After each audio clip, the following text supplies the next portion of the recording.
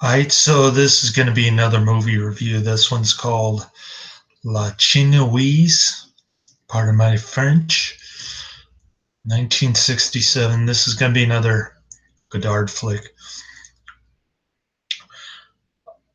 I'm giving it 1 out of 5 stars. And I might add that it is by far the worst movie that I've ever seen in my entire life. It's basically a communist propaganda film. Godard even goes so far as to suggest that terrorism is an acceptable means of political advancement.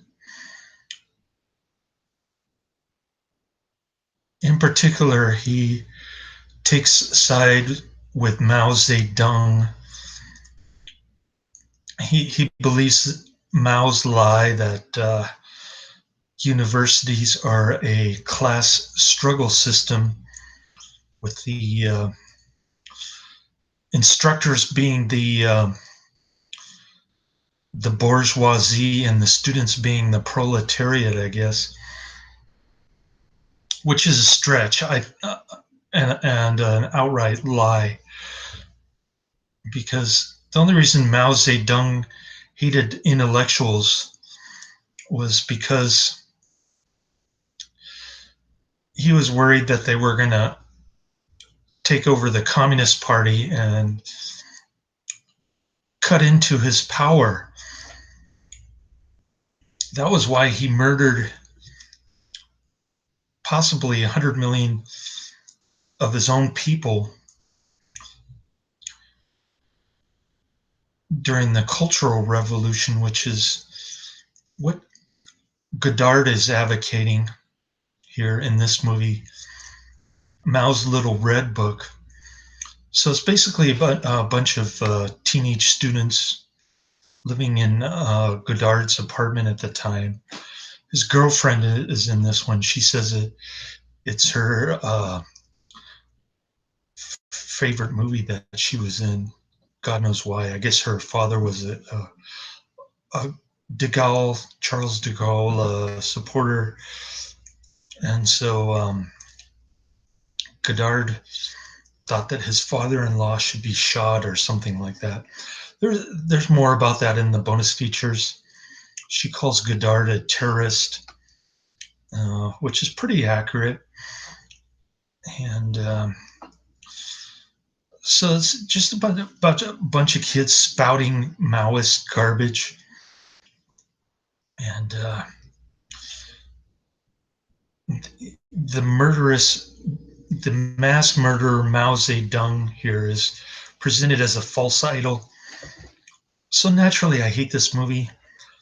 It's communist from beginning to end, and it's just sickening that somebody would actually advocate mass murder on behalf of a government thug, collectivist, statist kind of ideology of the worst kind, in my opinion, and the most murderous, for sure, even 5 times worse than Hitler, potentially.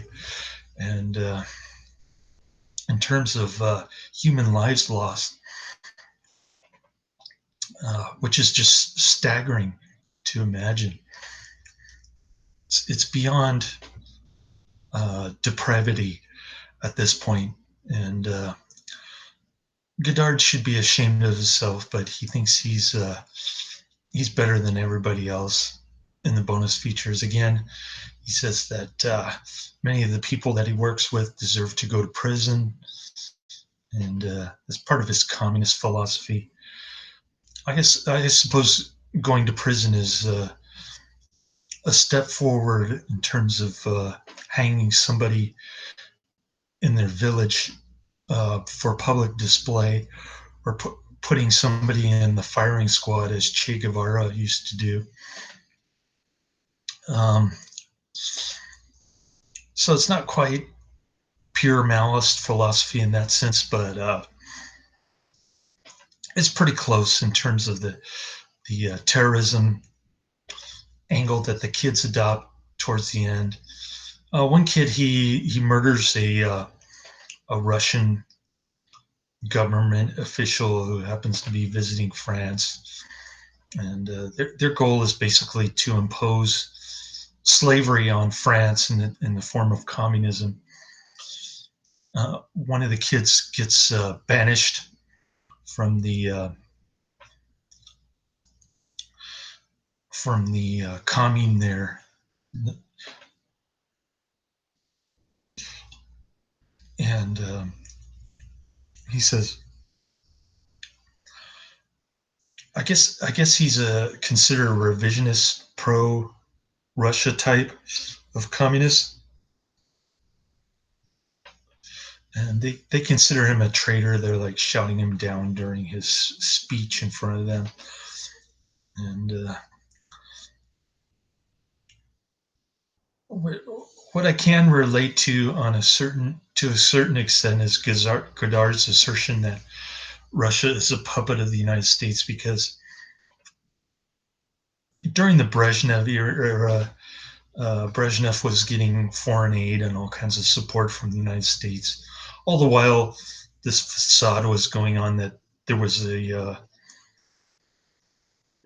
Cold War threat of thermonuclear war um, that could happen at any minute between the two countries, which is about a bunch of nonsense at this point during the late 60s, 70s, that time. So, so to a certain extent, Godard is right on that point. I'll give him credit, but it's certainly not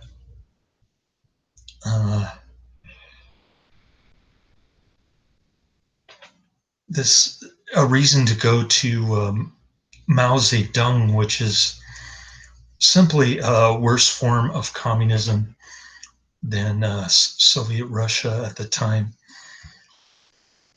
just due to the staggering amount of mass murder that Mao Zedong committed during the Cultural Revolution, especially. And so it's kind of self-contradictory at that point. I mean, it's like saying, yeah, the Israeli people are bad for taking the homes of Palestinian who have lived there for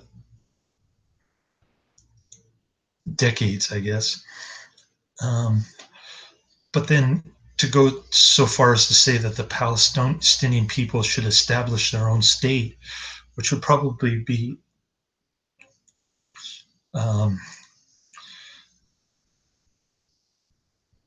equal to or worse than the depravity of the Israeli government. That's going a little bit too far, in my opinion. And so one of the kids, like I was saying, he decides to murder a government official in the Soviet Union because they're revisionist and they're not hardcore communist enough like Mao Zedong, according to Godard at least. And so the kid murders the government official, then he proceeds to commit suicide. Nice kid. Anyway, another kid gets banished.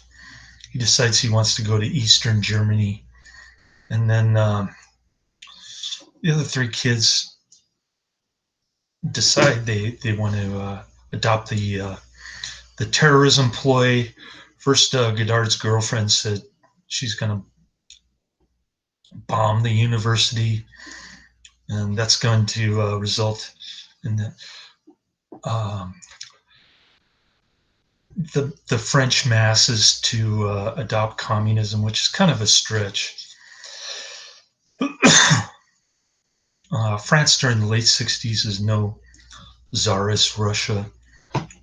De Gaulle is not a Russian Tsar per se. Um, it is democracy. It's not a czarist kind of plutocracy kind of thing. And so the analogy is wrong. It's a bad analogy. Um, Not to mention all the things that are wrong with communism. I mean, socialism has failed every single time it has been tried. As Sir Winston Churchill said, socialism results in everyone sharing in equal misery.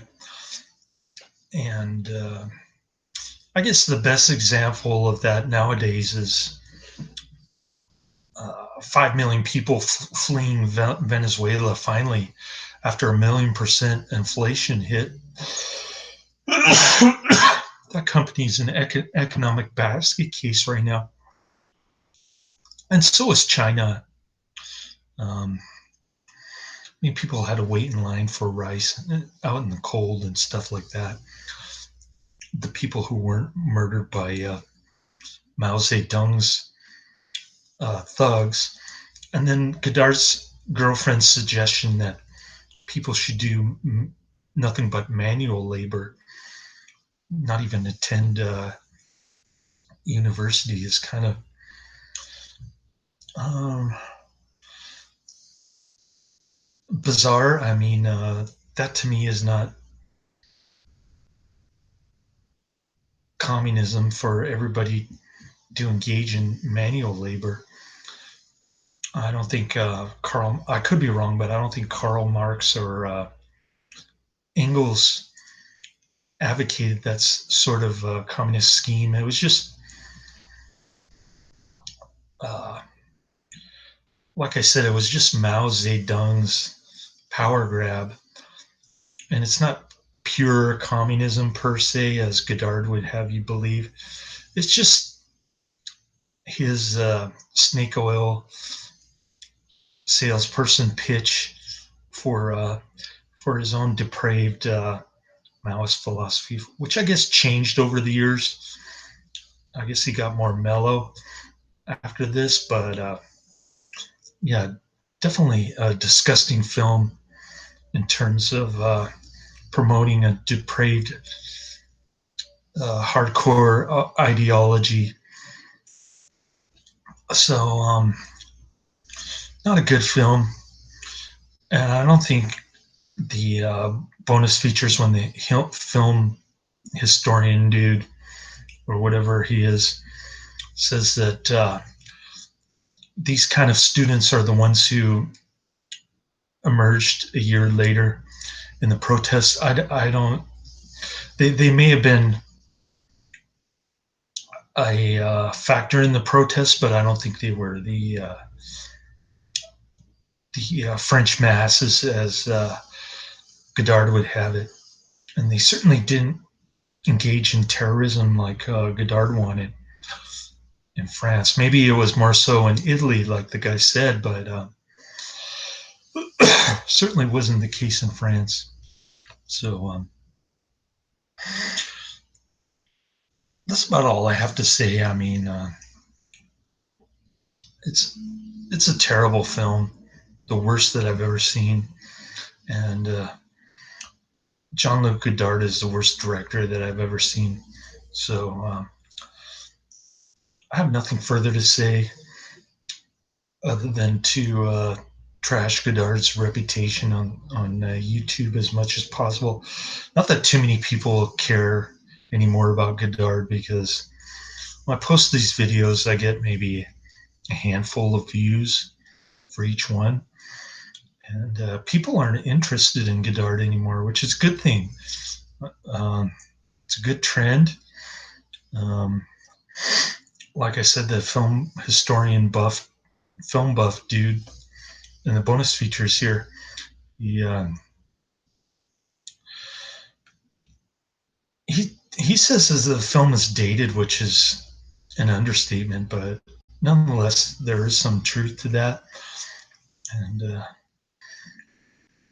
so that's the end of my review. I'm watching film Socialisme right now. About halfway through that, um, my landlord finally gave me or his boyfriend. I was getting ready for bed, and her boyfriend came down here banging on my door, demanding that I come out of my room.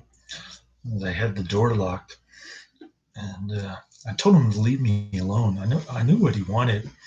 He said it was a letter, but he wouldn't tell me what the letter was for. It was an unlawful detainer. It scared the hell out of me. I couldn't sleep for a while afterwards, but he slid the papers to the door, which technically is considered serving me with the unlawful detainer, my lease, and he returned my September rent check, which is good because I've been getting free rent for the last month. But I talked to the lawyer today. I filed all the papers. I got it in before the sheriff could evict me next Tuesday, and there's a lot of problems with her paperwork. The 60-day eviction notice that she gave me in July is not valid because it threatens attorney fees, that I have to pay her attorney fees. She's representing herself, first of all, so that doesn't make sense. And it's not valid because there's nothing in the lease or the California statute that would allow her to get attorney fees in the first place. And her complaint is not valid because it also threatens attorney fees. And it says that the lease I agreed to in 2013, which is not true. I didn't sign it until 2016 when she refinanced her house. I didn't even have a lease for like 3 months. So I felt pretty good filing the papers today. I mean, I asked for a jury trial, but even if a judge was deciding, I don't think the judge would do a court order to evict me. So I'm pretty confident about my case. We'll see how it goes, but I'll probably get a trial date later this month. I'm going to call the county clerk. But I had to take a late lunch. My boss was very understanding. I took like 3 hours, 15 minutes lunch as opposed to half an hour lunch. But I stayed late. The thing was I couldn't get overtime today, so I'm going to try to go in there, get about 4 hours sleep, get my hair cut, and then take a 2-hour nap here before my next job starts. So I got a couple of hours sleep tonight after I saw my son, and I'm ready for my graveyard shift, followed by my my desk job shift in the morning. And I'll get my hair cut, take a little nap, and then go to my late afternoon, early evening job. So I got a lot of work lined up this weekend, some overtime.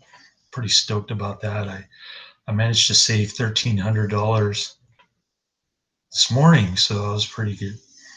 And I got all my bills paid through the latter part of September, so that was pretty good.